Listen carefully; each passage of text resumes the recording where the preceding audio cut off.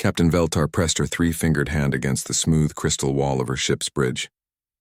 The wall glowed soft blue under her touch, showing her the terrible scene outside. Through the transparent sections of the ship's hull, she could see the dark shapes of enemy vessels moving like hungry predators around her people's home. The Harmony's dream had been their pride once. The great colony ship stretched for miles, its crystal structure catching starlight and turning it into beautiful patterns of light that danced through the living spaces inside. Zephyrian families had lived here for 3 generations, growing their crystal gardens and raising their young in the gentle glow of their bioluminescent technology. Now the ship was dying. Veltar watched another escape pod explode in a burst of silver fire. Inside that pod had been 12 Zephyrians, including children who had never seen their homeworld.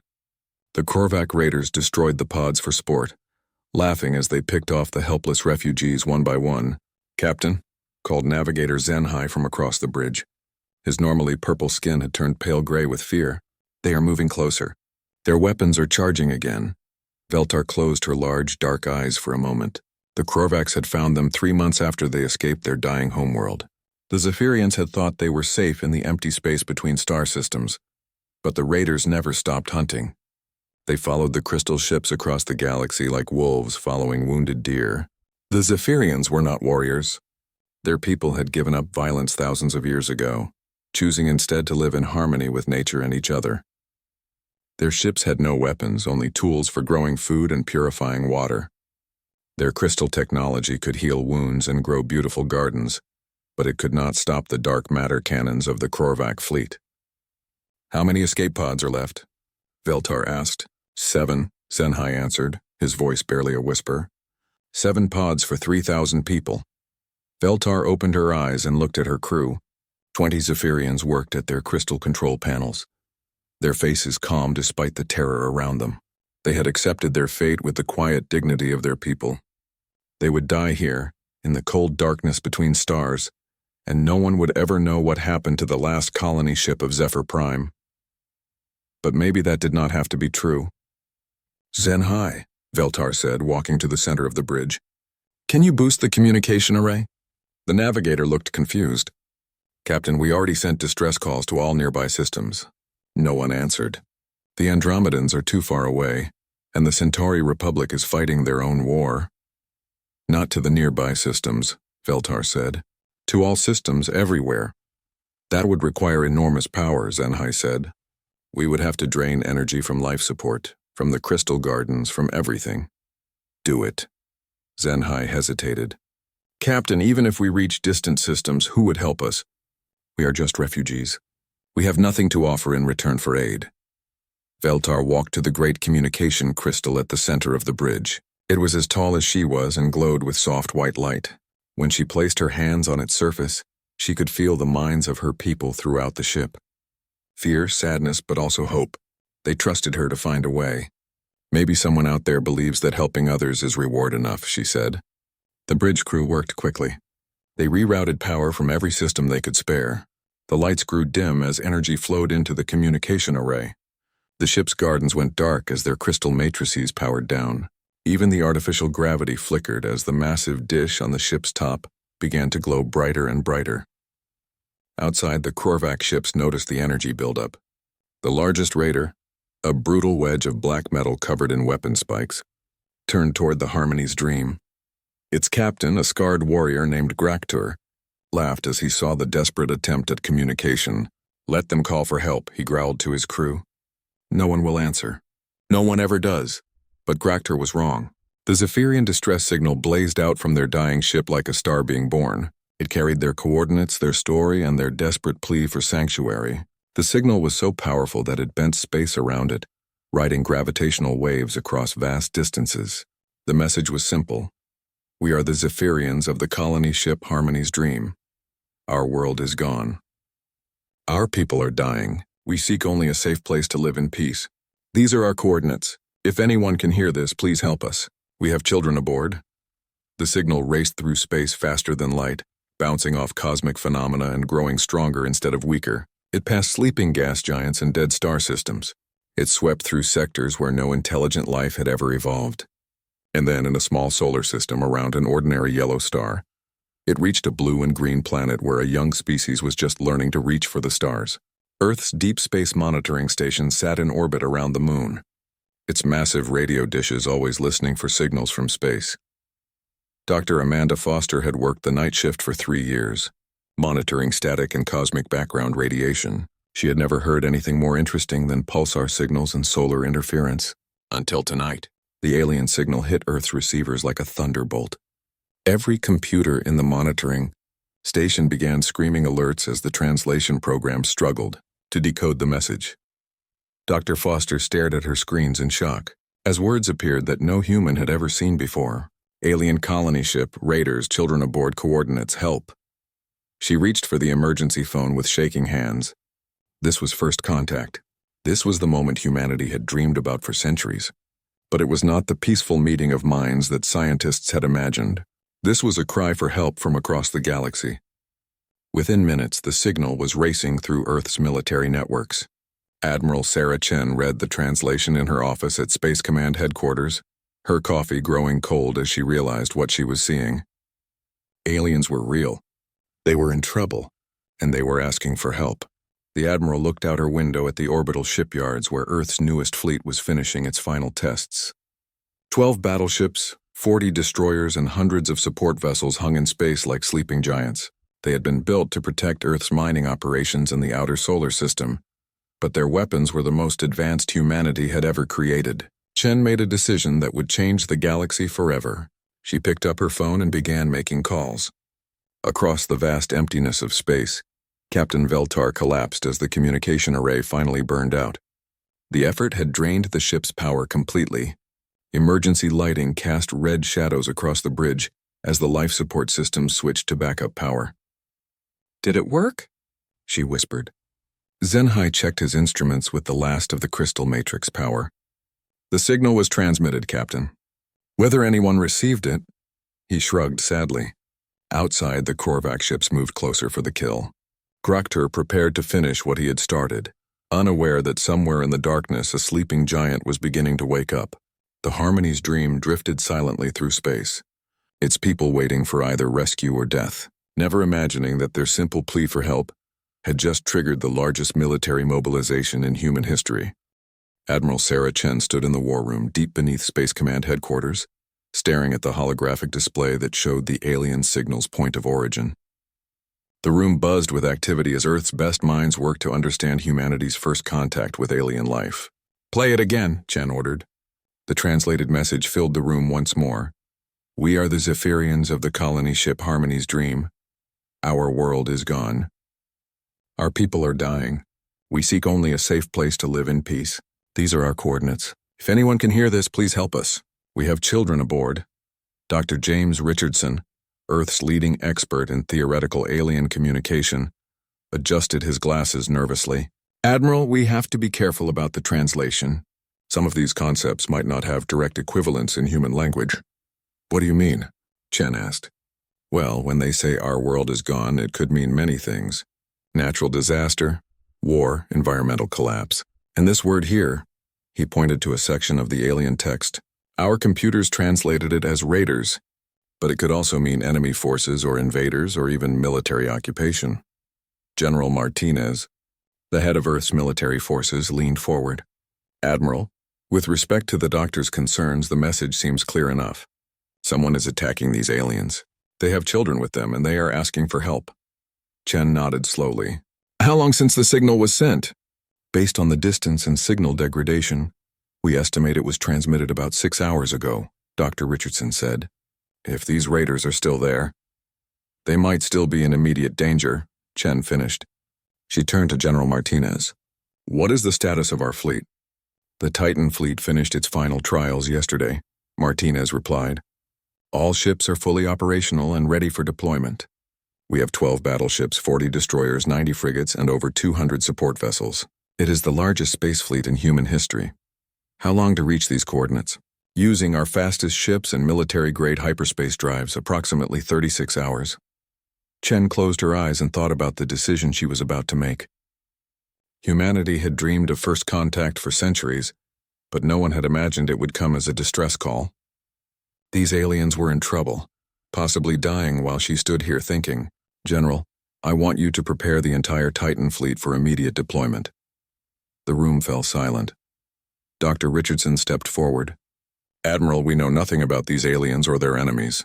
This could be a trap or a misunderstanding or—" "Doctor," Chen interrupted, "I have read every first contact protocol in our database, but none of them cover what to do when aliens are being murdered while we debate the fine points of translation."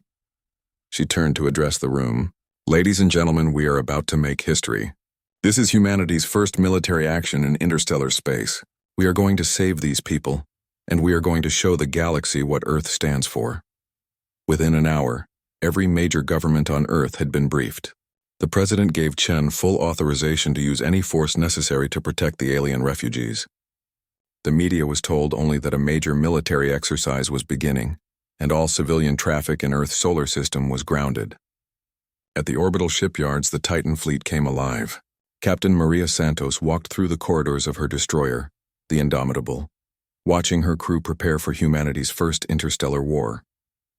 The ship hummed with power as its fusion reactors reached full output.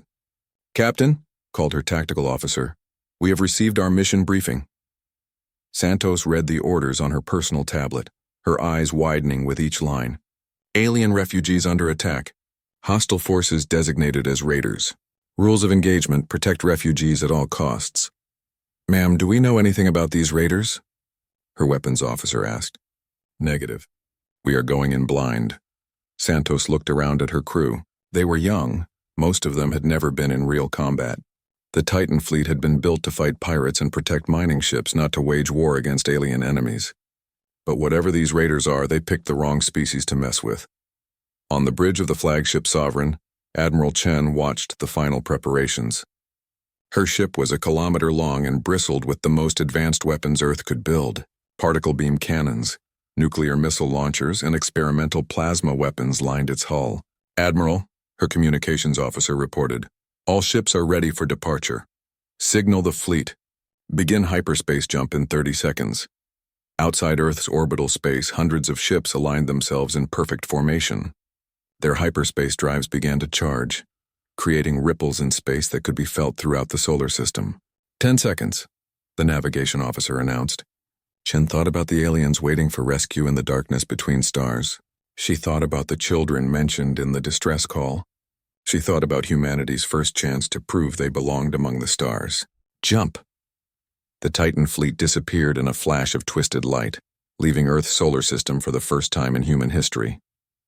As the ships raced through hyperspace toward the alien coordinates, their computers worked to analyze every piece of information they had about the situation. The translation programs ran continuous analysis of the alien message, trying to understand the culture and technology of the people they were going to save. Unfortunately, the computers were making some very human assumptions. When the Zephyrian message mentioned crystal gardens, the human computers interpreted this as defensive installations. When it spoke of harmony seekers, the translation became peace negotiators.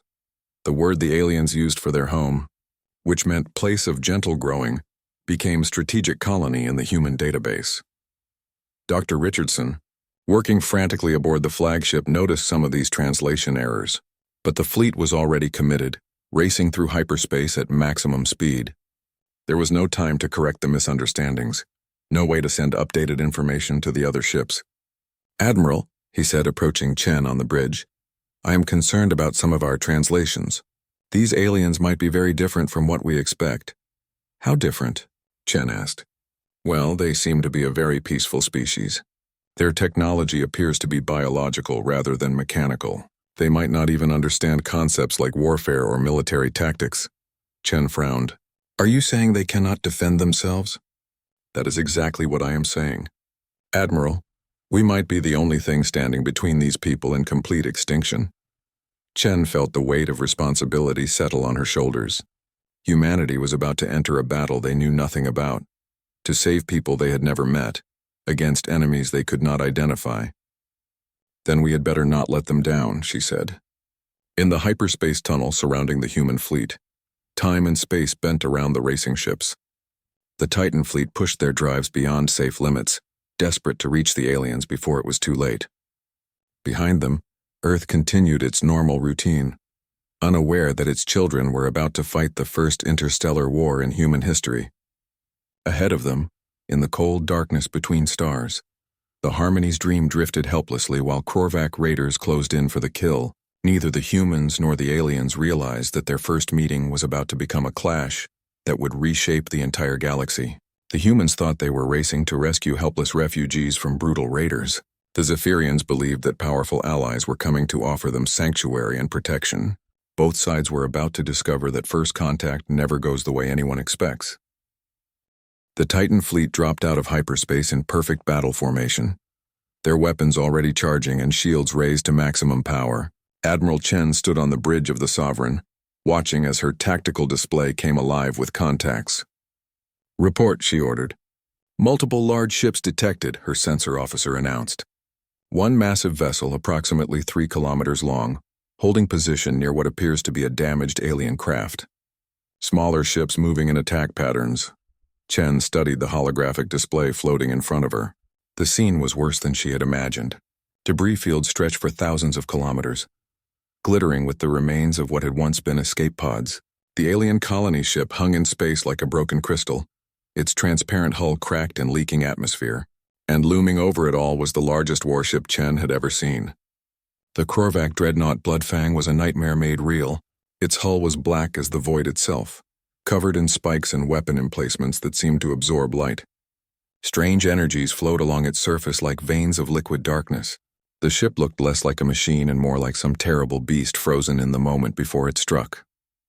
"Admiral," her weapons officer called out, "the large hostile vessel is turning toward us. I am reading massive energy buildups along its hull. All ships, evasive maneuvers. Spread out and prepare for combat," Chen ordered. On the bridge of the Bloodfang, War Leader Graktur studied the newcomers with interest. His scarred face split into a cruel grin as he counted the small ships scattered across his view screen. The humans had brought more vessels than he expected, but they were tiny compared to his mighty dreadnought. "What manner of weaklings are these?" he growled to his crew. "Their ships are like insects buzzing around a great beast." His tactical officer, a younger Korvac named Vexhai, pointed at his readings. "War Leader, their weapons appear to be primitive. Chemical explosives and particle beams. Nothing that could threaten our dark matter shields." Graktur laughed, a sound like grinding stone. "Then we shall crush them quickly and return to finishing the Crystal Singers." He turned to his weapons crew. "Target the largest insect ship. Show these fools what happens when they interfere with Korvac business." The Bloodfang fired its main weapon, a cannon that tore holes in reality itself. The beam of concentrated dark matter raced toward the Sovereign, a lance of pure destruction that could erase matter from existence. Chen watched the impossible weapon approach her ship. "Emergency jump now!" The Sovereign vanished in a flash of hyperspace energy, reappearing 3,000 kilometers away. Where the ship had been, space itself seemed wounded, a dark scar that bent light around its edges. "What the hell was that?" Chen whispered. "Admiral," her science officer reported, "that weapon appears to manipulate dark matter at the quantum level. It does not destroy matter so much as remove it from reality." Chen felt ice in her veins. Earth's weapons were advanced by human standards, but they were still based on normal physics. These aliens had weapons that played with the fundamental forces of the universe. "All ships, this is Admiral Chen," she broadcast to the fleet. "We are facing technology beyond our understanding. Stay mobile, work in groups, and do not let that thing target you directly." The battle began in earnest. Korvac fighter craft swarmed out of the Bloodfang like angry wasps, their ships crackling with dark energy. Earth's destroyers moved to intercept, their missile launchers filling space with nuclear fire. Captain Santos watched from the bridge of the Indomitable as her weapons struck the enemy fighters. The nuclear explosions bloomed like deadly flowers against the alien craft, but when the fire cleared, the fighters were still there. "Their shields are absorbing our entire nuclear yield," her tactical officer reported in disbelief. "Then we hit them with something bigger," Santos replied. "All ships concentrate fire on a single target. If we cannot break their shields individually, we overwhelm them with combined firepower." 6 human destroyers focused their weapons on one Korvac fighter. Particle beams, plasma cannons, and missile salvos struck the alien craft simultaneously. For a moment its shields flickered and failed. The fighter exploded in a burst of dark energy, taking 2 human frigates with it in its death throes. "One down," Santos muttered. "About 50 to go." Meanwhile, the human battleships were learning hard lessons about alien warfare. Their weapons, designed to fight other human ships, barely scratched the Korvac armor. The enemy vessels seemed to bend space around themselves, making targeting almost impossible. But the humans had advantages the Korvacs did not expect. Admiral Chen watched her fleet's casualties mount and realized that conventional tactics would not work. These aliens fought like individual warriors, each ship operating independently. They were skilled and their technology was superior, but they fought with the mindset of personal combat. Humans fought like a pack. "All ships, this is Admiral Chen. Abandon standard combat doctrine. Execute Pattern Gamma." Pattern Gamma was something the Earth fleet had practiced but never used in real combat. It required ships to work together so closely that collision was a constant danger. It meant sacrificing individual ship safety for fleet effectiveness. It meant fighting like humans. The Titan fleet suddenly changed formation. Instead of maintaining safe distances, the ships clustered together in tight groups. They began moving as one organism, their movements coordinated down to the second. Grakter watched this change with confusion. "What are they doing?" "They are making themselves easier targets." But the humans were not making themselves easier targets. They were making themselves harder to predict. 3 human destroyers suddenly broke formation and raced directly at the Bloodfang. Grakter ordered his guns to fire, but the small ships moved in impossible patterns, weaving around each other so closely that their hulls almost touched. The dark matter beam struck empty space as the destroyers danced between the shots. Then at the last second, all 3 ships fired their engines in reverse and came to a dead stop directly beneath the Korvac dreadnought. "Now!" Santos shouted. The 3 destroyers fired everything they had directly into the Bloodfang's lower hull. At point-blank range, even Korvac shields could not absorb the full force of concentrated human firepower. The great warship shuddered as its lower armor cracked. Atmosphere vented from the wounds, carrying debris and screaming Korvac warriors into space. Grakter roared in fury. "Impossible! How did insects damage my ship?" But the humans were just getting started. Admiral Chen had realized something important about these aliens. They expected their enemies to fight with honor and dignity. They expected individual ship duels and formal combat maneuvers. They were not prepared for humans. "All ships," Chen broadcast, "ignore their main vessel for now. Target their fighters with ramming attacks. Make them think we are all insane." The order went against every principle of space combat, but the human crews obeyed without question. Frigates and destroyers began using their ships as weapons, ramming into Korvac fighters at full speed. The humans took massive casualties, but the psychological effect on the Korvacs was devastating. "They sacrificed their own ships like ammunition," Vexhai whispered in horror. "What manner of creatures are these?" Inside the damaged Harmony's dream, Captain Veltar watched the battle through her ship's sensors. The new aliens fought with a savagery that terrified and amazed her. They threw away their lives without hesitation, turning their own vessels into weapons. But they were winning. The Korvac fighters, masters of personal combat, could not adapt to an enemy that treated individual ships as expendable. The human fleet swarmed over them like army ants, accepting losses that would horrify any sane military force. "Senhai," Veltar whispered, "what have we called to this place?" Her navigator stared at the display showing human ships ramming Korvac fighters. "I do not know, Captain, but I think the galaxy is about to change forever." The battle raged on, but already it was clear that something unprecedented was happening. For the first time in their long history of conquest, the Korvacs were being outfought by an enemy they considered primitive, and this was only the beginning. The battle had been raging for 3 hours, and war leader Grakter was beginning to understand that he faced something completely new. The small human ships buzzed around his fleet like insects, but insects that thought and planned and died without fear. "War leader," Vexhai reported, "we have lost 60% of our fighter craft. The enemy continues to use ramming attacks despite their massive casualties." Grakter slammed his fist against his command chair. In all his years of conquest, he had never seen anything like this. Enemy ships threw themselves at his forces like living missiles, their crews screaming battle cries as they died. It was insane, but it was working. "How many of their ships have we destroyed?" he demanded. "Approximately 40 vessels, war leader, but they started with over 300. Grakter stared at the tactical display. By any reasonable measure, the humans were losing badly. They had taken far more casualties than his forces, but somehow they were still winning the battle. On the bridge of the Sovereign, Admiral Chen watched her fleet's casualty reports with a heavy heart. 43 ships lost, over 2,000 brave men and women dead, but her plan was working. The Korvac fighters were almost gone, and their main ship was showing serious damage. "Admiral," her tactical officer reported, "Captain Santos is requesting permission to attempt a close approach on the enemy dreadnought." Chen activated her communication system. "Santos, report your status." The face of Captain Maria Santos appeared on the main screen. Behind her, the bridge of the Indomitable was filled with smoke and sparks from battle damage.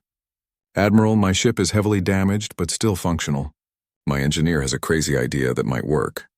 "Define crazy," Chen said.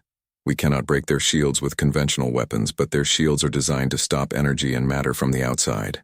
If we could get inside their defensive perimeter, we might be able to damage their ship directly." Chen frowned. "How do you propose to get inside their shields?" Santos grinned fiercely. "Hyperspace microjump. We calculate the exact position of their ship, jump for just a fraction of a second, and appear inside their shield envelope." "That is completely insane," Chen said. "The navigation calculations alone could take hours, and if you appear inside their hull, then we take them with us," Santos finished. "Admiral, conventional tactics are not working. We need to fight like humans, not like whatever these aliens expect." Chen looked at the tactical display. The Korvac dreadnought was still mostly undamaged, its massive weapons continuing to carve holes in space wherever they fired. If the battle continued like this, the humans would eventually lose through simple attrition. "How many ships would you need?" she asked. 4 destroyers minimum, synchronized jumps to create multiple impact points." Chen closed her eyes and made another decision that would haunt her dreams. "Approved." Santos, Godspeed. "Thank you, Admiral." Indomitable out, Captain Santos turned to her crew. "You heard the plan. Anyone who wants to transfer to another ship has 30 seconds. Nobody moved. Santos smiled. "All right then. Lieutenant Kim, start calculating our jump coordinates. Commander Rodriguez, prepare all remaining nuclear warheads for simultaneous detonation. Chief Peterson, I want every last erg of power we can get from the fusion reactor." On the screens around the bridge, 3 other destroyer captains were giving similar orders to their crews. The human ships began moving into position, their hyperspace drives charging for the most dangerous maneuver in space combat history. Inside the Bloodfang, Graktur was preparing his own surprise. The humans had proven more resilient than expected, but he still had weapons they had not seen. The dreadnought's main cannon began charging with enough power to destroy a small moon. "Target their largest ship," he ordered. "Full power? I want nothing left but atoms." The massive dark matter cannon swiveled toward the Sovereign, its barrel crackling with energies that made space itself tremble. In 30 seconds, Admiral Chen's flagship would simply cease to exist. "War Leader," Vexhai called suddenly, "I am detecting hyperspace distortions near our position." "Impossible. No ship can jump that close to a gravity well without—" The 4 human destroyers materialized inside the Korvac defensive perimeter, appearing less than a kilometer from the Bloodfang's hull. For a moment, both sides stared at each other in shock. Then Santos gave the order that would be remembered in military academies for centuries. "All ships, ramming speed." For Earth and humanity, the Indomitable and her sister ships accelerated to maximum velocity in the few seconds they had before the Korvacs could react. Their nuclear warheads armed automatically as they closed the distance. Graktur watched in horror as the 4 human ships struck his vessel simultaneously. The Indomitable smashed into the main cannon assembly just as it was about to fire, her nuclear payload detonating inside the weapon's power matrix. The explosion tore through 17 decks and crippled the dreadnought's primary armament. The other 3 destroyers struck the engine section, the bridge tower, and the shield generators. Each impact was followed by nuclear fire that bloomed inside the Korvac ship like deadly flowers. The Bloodfang shuddered and rolled, massive sections of its hull peeling away like old paint. For the first time in its long career of destruction, the great warship was truly damaged. "Santos," Admiral Chen called over the communication system. "Santos, respond." But there was no answer. The Indomitable and her crew had given everything for their desperate gambit. Captain Maria Santos and her people had written their names in fire across the stars. Grakter pulled himself up from the deck of his ruined bridge. Half his crew was dead. His main weapon was destroyed and atmosphere was venting from dozens of hull breaches, but he was still alive and he was still angry. "Vexhai," he snarled at his surviving tactical officer. "Prepare the dark matter torpedoes. If we cannot defeat these insects with cannons, we will poison their space with weapons that eat reality itself." But before the Krorvax could launch their terrible weapons, Admiral Chen played her final card. All remaining ships, she broadcast to her fleet, execute Pattern Omega. Pattern Omega was not a battle formation. It was a funeral rite. Every remaining human ship turned toward the Krorvac dreadnought and began accelerating at maximum power. They stripped their weapons of safety protocols, overloaded their reactors, and prepared to turn their entire fleet into a single, massive bomb. Grakter watched in disbelief as over 200 human ships raced toward his position. They cannot all be planning to ram us. That would be species suicide. But that was exactly what they were planning. The humans had realized something that no other species in the galaxy understood. Sometimes winning meant being willing to lose everything. Sometimes survival meant accepting death. Sometimes the only way to save what you loved was to sacrifice everything you had. Captain Veltar watched from the Harmony's dream as the human fleet prepared for its final charge. "They are going to destroy themselves to save us," she whispered. "Should we stop them?" Senhai asked, "How could we? They have made their choice." The human fleet raced toward the Bloodfang like a meteor storm of pure determination. Each ship was crewed by people who had families back on Earth, who had dreams and hopes and plans for the future. But they had also taken an oath to protect the innocent, and they would keep that oath even if it killed them. Grakter finally understood what he was facing. These were not normal creatures driven by logic or self-preservation. These were humans, and humans fought with something no other species possessed: the absolute certainty that some things were worth dying for. "All ships," he ordered his fleet. "Retreat. Emergency hyperspace jump now." "War leader, we cannot abandon the Bloodfang," Vexhai protested. "We can and we will. These creatures are insane, and insanity is contagious. If we stay here, they will destroy us all." The remaining Krorvac ships began jumping to hyperspace, abandoning their damaged flagship. But the Bloodfang itself was too damaged to escape. Its hyperspace drive had been destroyed in the ramming attack. Grakter found himself alone, facing an enemy that had already proven they would die to defeat him. For the first time in his long career as a warrior, the war leader felt something he had never experienced before: fear. The human fleet was only minutes away from impact when Admiral Chen received an unexpected transmission. It was coming from the Krorvac dreadnought. "Human fleet," the message said in broken, translated English. "This is war leader Grakter of the Krorvac Empire. I surrender." Chen stared at the message in shock. In all of human history, no one had ever imagined that their first contact with aliens would end with the enemy surrendering out of pure terror. "All ships, this is Admiral Chen. Emergency stop. Repeat, emergency stop." The human fleet scattered as ships fired their engines in reverse, desperately trying to avoid collision with each other. Several ships could not stop in time and had to jump to hyperspace to avoid impact. When the chaos finally settled, the Bloodfang hung motionless in space, its weapons powered down and its crew waiting for whatever the insane humans would do next.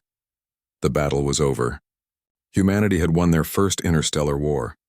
But the victory had come at a terrible cost, and both sides knew that nothing would ever be the same again. The galaxy had just learned that there was a new species among the stars, one that fought with a ferocity that even the mighty Krorvacs could not match. The age of humanity had begun. 3 days after the battle, Admiral Chen stood in the docking bay of the Harmony's Dream, preparing for humanity's first face-to-face meeting with an alien species. The Zephyrian colony ship had been stabilized with emergency power from human vessels, and the immediate crisis was over. But the real work was just beginning. The docking bay was unlike anything Chen had ever seen. The walls were made of living crystal that pulsed with soft, multicolored light. Strange plants grew directly from the floor and ceiling, their leaves glowing with bioluminescent patterns.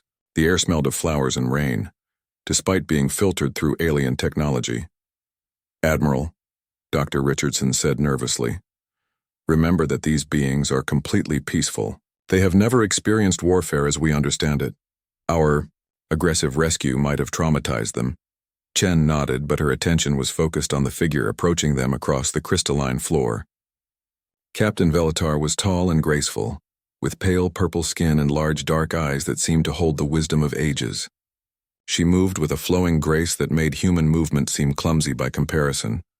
Behind her walked a small group of Zephyrians, their faces showing a mixture of gratitude and uncertainty. These people had been saved by the humans, but they had also witnessed a level of violence that their species had forgotten existed. "Admiral Chen," Veltar said, her voice soft and melodic despite speaking through a translation device. "I am Captain Veltar of the Harmony's Dream. On behalf of my people, I thank you for our lives." Chen stepped forward and extended her hand in the human gesture of greeting. After a moment's hesitation, Veltar reached out and gently touched the Admiral's palm with her three-fingered hand. "Captain Veltar, I am honored to meet you. I only wish our first meeting could have been under better circumstances." Veltar's large eyes seemed to look directly into Chen's soul. "Admiral, I must ask, when we sent our distress signal, we were hoping for sanctuary. We never expected anyone to fight for us. Your people died to save strangers they had never met. Why?" Chen thought about Captain Santos and the thousands of other humans who had given their lives in the battle. "Captain, on Earth we have a saying, evil triumphs when good people do nothing. Your message told us that innocent people were in danger. We could not ignore that. But surely you realize the risk to your own people?" "Of course. But sometimes doing the right thing is more important than being safe." Veltar was quiet for a long moment. "Your species is very different from ours, Admiral. We Zephyrians gave up violence long ago. We chose to live in harmony with nature and each other. But you have turned violence into a tool for protecting others." Dr. Richardson stepped forward. "Captain Veltar, if I may ask, could you tell us about these Krorvax?" "We know very little about them." Veltar's expression darkened. "The Krorvax are an ancient evil, Doctor. They have conquered hundreds of worlds across the galaxy. They exist only to dominate and destroy. For 3,000 years they have been the shadow that all peaceful species fear." "Were?" Chen corrected quietly. "I beg your pardon? You said they have been the shadow. After what happened here, I think that might be changing." In the ruins of the Krorvac dreadnought Bloodfang, War Leader Graktur sat in his damaged command chair, composing the most difficult message of his life. Around him, his surviving crew worked to repair critical systems under the watchful eyes of human Marines. The humans had accepted his surrender, but they had also made it clear that he and his crew were now prisoners of war. They would be treated well according to something the humans called the Geneva Convention, but they would not be free to leave. "War Leader," Vexhai approached cautiously. "The human admiral wishes to speak with you." Graktur nodded wearily. Admiral Chen entered the bridge a few minutes later, escorted by 2 armed Marines. She looked around at the strange alien technology with obvious curiosity, but her expression remained professional. "War Leader Graktur," she said through a translation device, "I wanted to discuss the terms of your surrender." "What terms?" Graktur asked bitterly. "You have defeated us completely. My ship is crippled, my fleet scattered. Do what you will with us." Chen sat down across from the alien warrior. "It is not that simple. Your people attacked innocent refugees. That makes you war criminals by our standards. However, you did surrender, which shows honor." Graktur looked confused. "You speak of honor? Your warriors fought like madmen. They threw away their lives without thought." "They gave their lives with great thought," Chen corrected. "Every person who died in that battle chose to do so. They could have retreated, could have saved themselves, but they chose to save others instead. That is not how war is supposed to work," Graktur said. "Warriors fight for glory, for conquest, for personal honor. They do not sacrifice themselves for strangers." "Maybe that is why you lost," Chen said quietly. The war leader was silent for a long moment. Finally, he looked up at the human admiral. "What will you do with my people?" "That depends on you. We want information about the Krorvac Empire, military capabilities, territories, other species you have conquered. In return, your crew will be treated well and eventually returned to your people. And if I refuse?" Chen's expression hardened. "Then you will sit in a prison cell while we figure out how to stop your people from hurting anyone else." "War Leader, you have seen what humans are capable of. Do you really want us as enemies?" Graktur thought about the battle, about the human ships ramming his fighters without hesitation, about the 4 destroyers that had appeared inside his shields. and sacrificed themselves to cripple his weapon. He thought about an entire fleet preparing to commit suicide rather than let evil escape. "I will cooperate," he said finally. "But I want you to know something, Admiral. You have started something that cannot be stopped. Word of this battle will spread throughout the galaxy.